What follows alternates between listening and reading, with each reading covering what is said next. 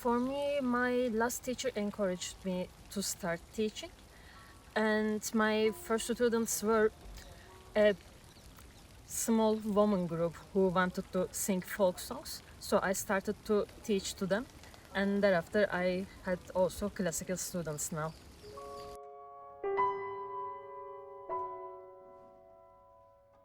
It is a little bit common actually, but first of all I would say that make sure that you have the right teacher who is able to hear you and who is able to teach you the main rules of singing, like breathing, and if you are able to observe yourself good. So I think a teacher has to teach the students first of all observing himself or herself very good, so that you are able to you are able to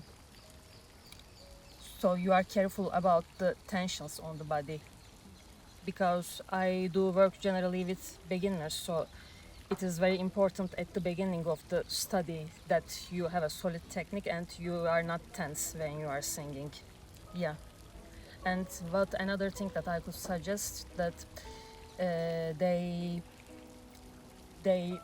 should find someone who is really careful about the real quality of singing, because especially at the beginning stage of singing, it is quite difficult to understand what is a voice able to do and what not. So in that case, in that steps, if they rush, it has quite harmful results.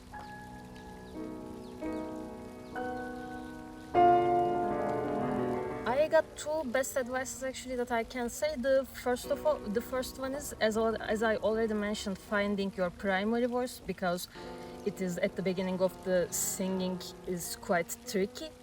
And the other one is, how do you open your body and how do you breathe correctly.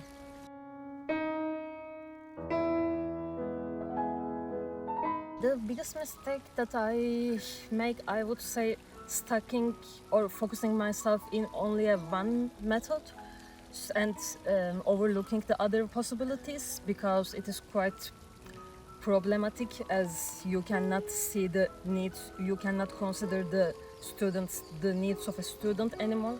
For instance, in singing theory and also in history, we do have several methods like bel canto, like Swedish Italian technique, or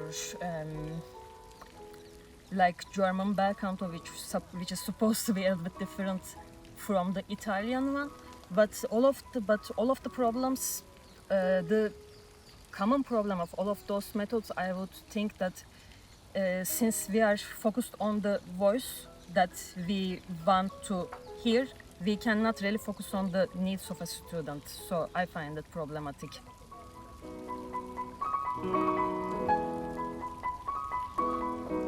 I find Let's Sing great in terms of having connections, because in many of the countries we do have problems to contact the agency, and we do have problems with hearing ourselves.